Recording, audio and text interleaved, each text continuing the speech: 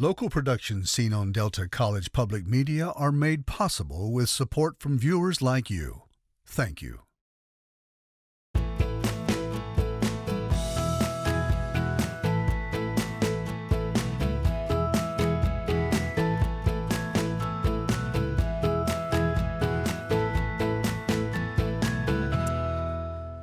Well, good evening, everyone. I'm Mike Redford, and this is the follow-up. Coming up on tonight's show, are you ready to buy and drive an e-vehicle? Both the government and the automotive industry is moving us in that direction, getting us weaned off of fossil fuels and into renewable energy sources of all kinds.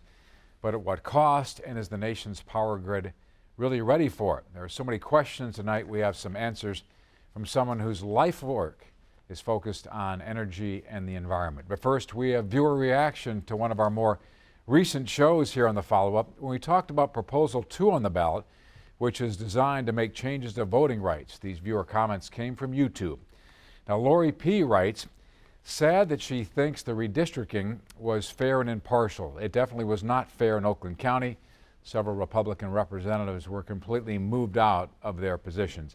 It's not clear which guest Lori P. was referring to. We had Bay County Clerk Kathleen Zanotti on the show, along with Nancy Wang from the statewide organization Voters Not Politicians. Another viewer, Captain Iserman, that's what he calls himself, sends this comment: this is a mess. There is too much going on in this proposal. I am voting no. Well, thanks for sending in your comments, and we'd like to hear from more of you to help drive the conversation here on the follow-up. You can do that in a variety of ways via social media on Facebook and Twitter.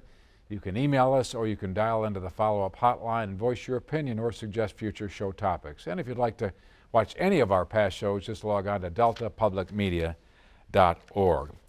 Now for tonight's show. We have Peter Sinclair, a Michigan-based photographer specializing in the energy and environment. He's been on the program before, and we're glad to have you back. Great to be here, Mike. It's always insightful. This one particularly. EVs, electric vehicles, we're all talking about it, sure. Right? A lot of folks are buying it, a lot more people, not without debate. There's a lot of work to be done to convince a lot more of us, I guess to buy in. So let me throw out a couple of things. Sure. Sort of playing devil's advocate, some of the critics out there. Are EVs really being demanded by the consumers, or is this a government solution to go green and do it at the fastest rate possible, whatever the cost? Well, okay, I don't know anybody, for instance, that owns a Tesla, personally. But I do know one company that owns 100,000 Teslas, and that would be Hertz, the rental car company, of course. And they had an earnings call in August where they said, they were asked, how are the EVs working out? Mm-hmm. They said, there's big demand for these cars.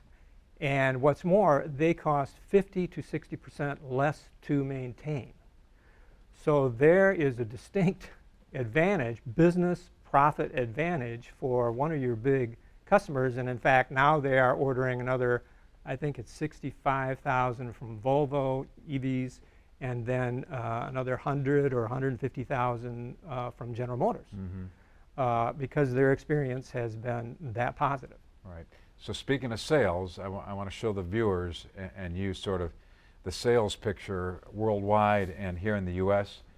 We've got some numbers on the screen. Worldwide sales of electric cars, including fully electric and plug-in hybrids, doubled in 2021 to a new record 6.6 million, with more now sold each week than the whole of 2012, so that's 10 years ago. Worldwide sales, China, 3.3 million sales in 2021. Sales tripled.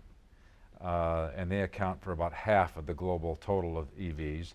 Europe, 2.3 million last year. Sales increased by 65% over a year ago, and the U.S., 630,000 sales, more than doubling from the year before.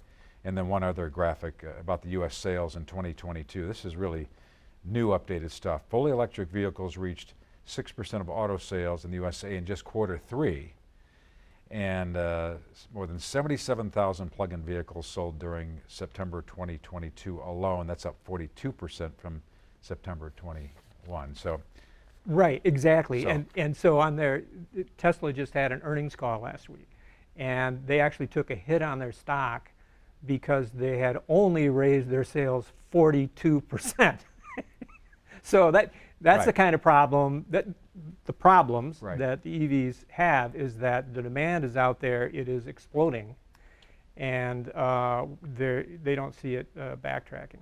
The other thing, I guess, the automotive companies are clearly getting ahead of this, but they are getting huge subsidies to drive us in this EV movement. So it is costing us, the taxpayers, for the subsidies, right? Mm-hmm. Yeah.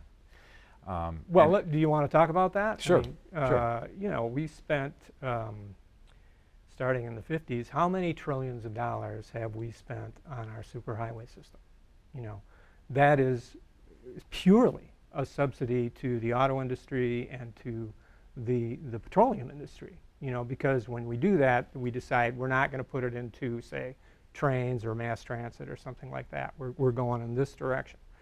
And all along, we have had to, because the world has become dependent on petroleum, and because the United States views itself as sort of the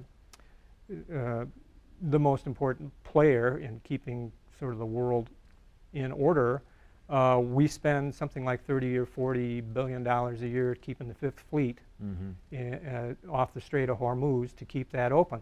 Not because we get so much of our oil there, Right. but because the world gets so much of its oil there. But so we're subsidizing that, and then of course the occasional war for oil, which has cost not only in the trillions of dollars, but hundreds and hundreds of thousands of lives as well, including American lives. And so, you know, it rings hollow to me to say that, you know, we are incentivizing people the early adopters to buy some of these cars because there is a transition going on globally that we would like America to lead. Just as, you know, we invented the internet. You know, we sent the first email back in 1969, right about the time we were landing on the moon.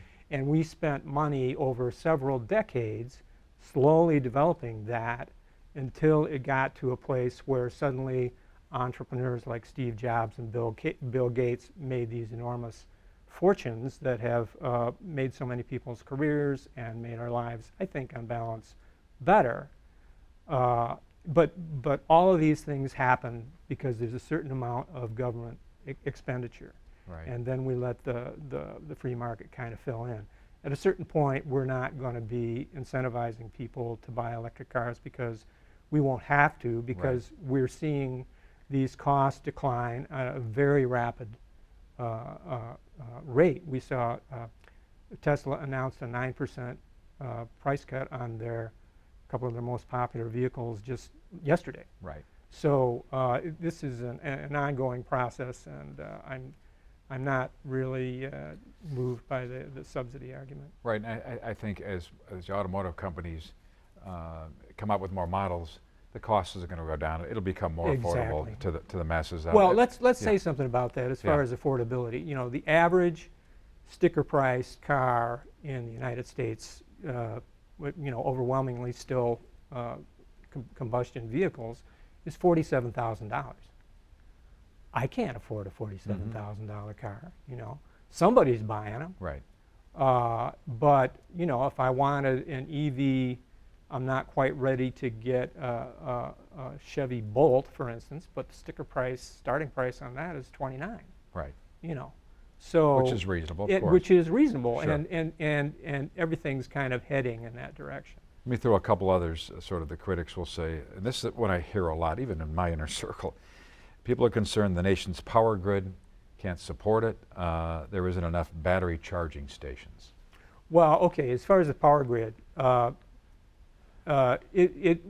are going to have to put a lot of money into our power grid. That is a non-negotiable, EVs or no EVs, because our power grid is large parts of it 70 years old and built to last 50 years. So do the math. You know, if we expect to continue to be the world's leading economy, and I hope we do, then we're going to have to put a lot of money into not only rebuilding big portions of our grid, updating it, but also extending it and making it more resilient so that we can really move power around from one part of the country to the other in an era where we're more concerned about security, like cybersecurity, attacks on the grid, and we're seeing more and more extreme weather events that are really impacting this infrastructure in ways that we have not seen before. Well, the roads and bridges too. I know they came Exactly. up with that multi-million-dollar infrastructure bill, so they're trying to get ahead of some of that, right? Sure. A couple other things, environmental implications. Lots of directions to go here. Sure. What happens to the EV batteries and when they wear out? Where do we put them? What are the implications of that? Well, okay, so the EV, this is a really interesting story. So the EV batteries, the primary component at the present time is lithium.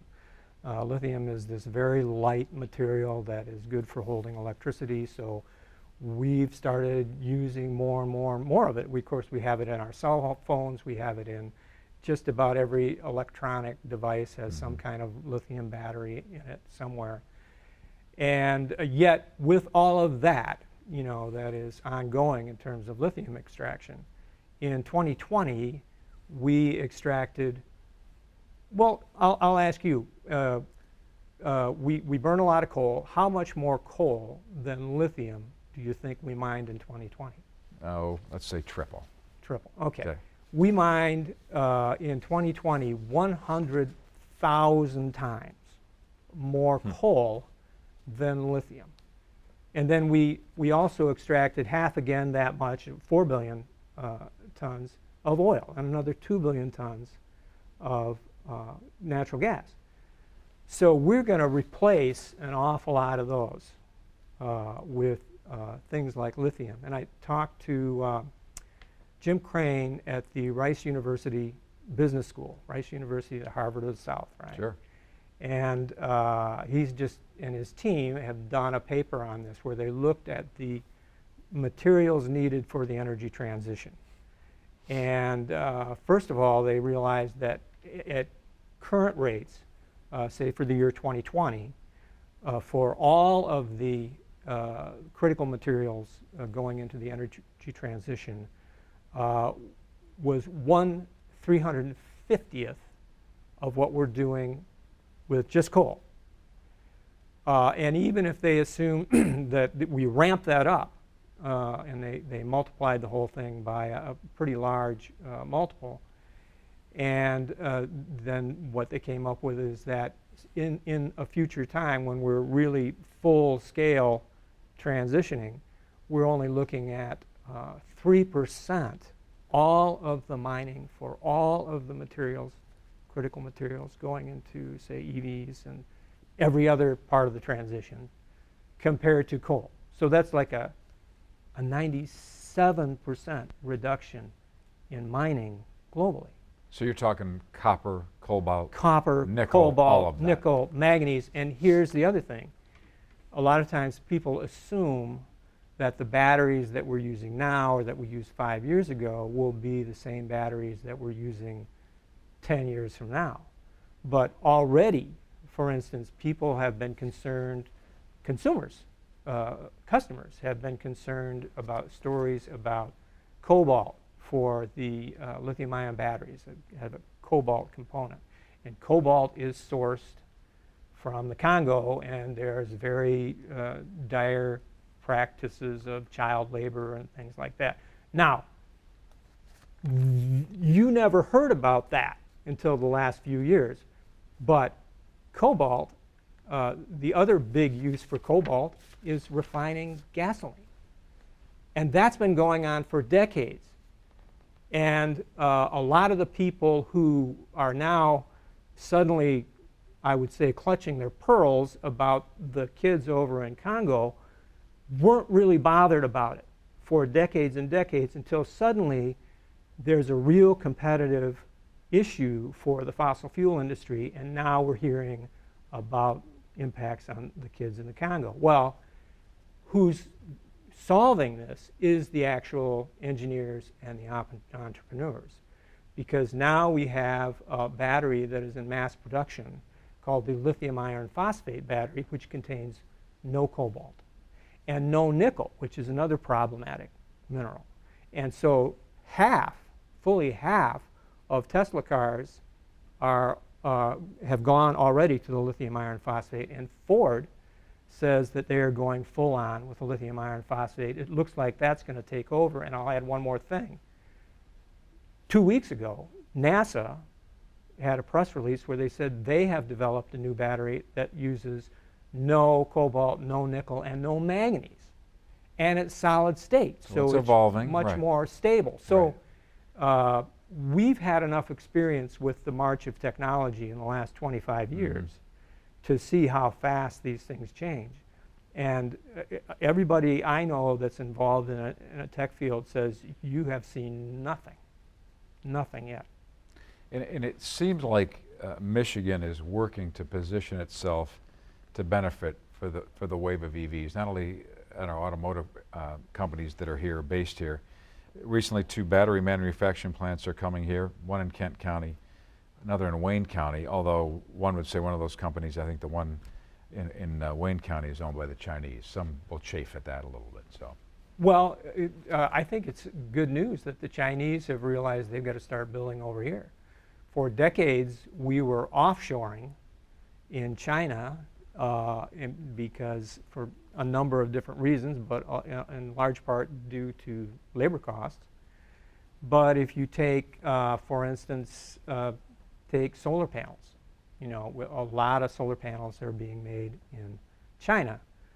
And you could make that argument based on, say, labor costs 20 years ago, but now, because that process has become so automated, the labor has become much less of a factor, and now shipping is a much bigger part of that cost. And so companies are looking at manufacturing here in the United States, and the newly passed Inflation Reduction Act has a whole lot of incentives to jumpstart that, and it looks like, in fact, that is starting to happen. So stay tuned. And it's interesting because when we talked, it's not only Michigan, but other Midwestern states that were sort of the Rust Belt states, right? They're calling them something else. The right? battery belt. Right. The battery belt. It's like a triangle from Michigan over to New York State down to Tennessee. And we're seeing tens of billions of dollars of new investment that actually was already happening before the Inflation Reduction Act passed, but now it has just gotten a whole new acceleration on that process. Yeah, and I want to throw in Hemlock Semiconductor on that Sure. as well. They're doing the chips, but they're part of this wave, right? Totally. Yeah. Totally. Right here in the Saginaw Valley, Hemlock Semiconductor is by far the biggest producer of the polycrystalline silicon that goes into solar panels, but also our iPhones, our computers, Sure. our Right. TVs. So this is a huge political issue. What isn't? And we're getting into the midterms, and you've heard sort of the news in the last couple of weeks. In the short term, because we're still driving cars with gas and oil, Sure. we still by and large need to rely on gas and oil until we get to this other side with the EVs, right? Sure. Gas prices are through the roof. We're negotiating with Argentina, Iran, Saudi Arabia. Not long ago, we were producing our own gas and oil in the previous administration. We still are. Okay, well, talk more about that in a second. Yeah. Now to a point where President Biden has said, you know, I'm going to tap into the petroleum reserves again, which is Sure. only supposed to be for emergencies. So there's that whole group of folks that are saying, hey, wait a minute here. We still have to produce gas and oil, and why are we going out elsewhere? And so talk to me about that. Well, you know, for a long time, following the oil embargo back in the 70s, we actually had a law that restricted the export of oil. We could export to Canada and Mexico and a few other special cases, but it really restricted oil exports and also almost entirely restricted gas exports. That changed in 2015. And so now we are truly part of a global market. And so many Americans probably feel like the gas and oil that is underneath our soil is ours. I'm sorry to break it to them. Once that comes up, it becomes the property of a global system of corporations and autocrats and oligarchs, and it is priced on a global market. And the biggest example that we have of that is natural gas. because we were exporting no natural gas just 7 years ago. Now we are either the number one or number two exporter. We're playing tag with Qatar on that. And in the meantime, Russia has decided, of course, to go to war in Europe, and they've decided to use natural gas as a weapon against democracy globally. They hope to destabilize global democracy with energy prices. Mm-hmm. And so the prices have gone through the roof in Europe, through the roof in Asia, and they have tripled here in the United States because we're part of that global market. And so what's the way the way out of that is not by producing more gas, although maybe we can, but for decades the oil and gas industry and their client politicians were telling us, just let us produce as much as we can, and then everything will be fine and prices will always stay low. Well, now we're number one in oil. It's not even close. We're number one producer of gas. It's not even close. And we're still being blackmailed. You know, we're being blackmailed, of course, by Mm-hmm. autocrats and dictators. But how about this? You know, the quarterly results that came out in the spring showed that Phillips 66 had an increase in their profit of 981%. Chevron and ExxonMobil were both greater than 270% profits. So what did they do? They raised the price of gas because it just wasn't enough. Mm-hmm. So, you know, we are not short of energy in this world. We are swimming in energy. The sun comes out every day. The wind moves across the country every day. And this is what Europe is learning the hard way, is that they allowed themselves to be lulled into a dependence on Russia for a significant portion of their gas. Mm-hmm. Which they said, well, we want to create good trading relationships, and there's a logic to that. But clearly, a bad actor has come along and thrown a wrench in that system, and now they realize we have to move to reliance on energy that is always available, always free, solar, wind. We just have to learn how to gather it, how to transmit it, and how to store it. And that is what they're going to do. They are bumping up their aspirations for that. And hopefully, we're going to do that here too in the United States, because it's the only way we will get off that treadmill and stop being subject to blackmail. Right. It's so interesting. And, you know, I talked on the phone. EVs is sort of that next sort of learning curve that we have to get educated on. There's so many things in our history, even at the beginning of cars, that Sure. we were saying this is never going to happen. Yep. And all of a sudden we get there, and I think it's hard for us to look back historically and go, well, we've kind of been through this sort of thing before. Part of it is because everything's moving so quickly. We never think we're going to get there, but we do, right? Right. Yeah. Right. I think we were talking before. I talked to some old timers out in the Thumb who still remember when they were taking a vote on whether they should have electricity. And it was a pretty close thing. Not everybody was on board with it, you know. Hard to imagine living without it now. But, you know, and they said, well, you know, you might give you a shock, you know, or I'll have to look at those utility poles, you know. Well, why do we need that? We've gotten along just fine without it. You know, the only thing that is constant is change. Right. We just have to decide, you know, what kind of change that's. I still think there's a bit of a fear factor for the population. They don't. This is a daunting task. What do I have to do to my house because I need more power at my house? Sure. And those kind of things. Yeah. Well, yeah. I mean, the whole power thing is you know, we're different kinds of power. You know, we're not going to have a big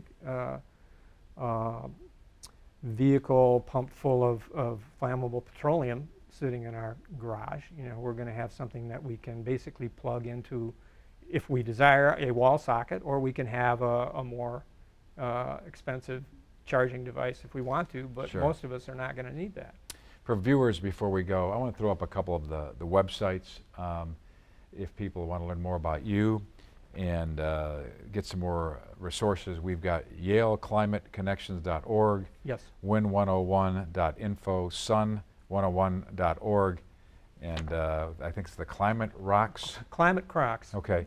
Talk us through a little bit of those, what they're going to learn. Yeah, well, I do a monthly video for the Yeah. Yale University School of Environment, and you can find those videos at YaleClimateConnections.org, plus a whole lot of other stuff from some of the best reporters on these issues in the country. Wind101.info is first-person interviews with the leading experts around the country and around the state on wind energy, all the questions that people have. Same thing with sun101.org. Just point a camera, find the best experts I can find, point a camera and just ask questions that's just like we're talking now. And I ask the questions that people want most answered. And so those are resources. They are meant to be used for the social media discussion. And then my own blog is Climate Denial Crock of the Week, where I bust what I call the crocs of climate science denial. And I have my tongue slightly in my cheek part of the time, but that's at climatecrocs.com. Okay, and for those of you in the Midland area and beyond, you are speaking, making a presentation at Blessed Sacrament Catholic Church in Midland this Thursday, the 27th at 7 p.m. Correct. Right? Okay. Correct. So look for that. Always enjoyable. Stick around for the after show. We've got You bet. more for our viewers to see, and it's Great. going to be interesting. We're going to talk a little bit about Greenland and climate change, what's happened there. Have some really powerful videos, so he's bet. going to stick around for that. Thanks. And that is our live show for tonight, but be sure to join us again next Tuesday night for the follow-up. We'll be just 1 week away from the midterm elections. Of course, there's a lot at stake locally and nationally. We'll provide some expert analysis to help you better prepare to cast your vote. In the meantime, hit me up on social media or dial into our follow-up hotline. We would really like to hear from you. Thanks for joining us tonight. We'll see you next week. Have a good night, everyone.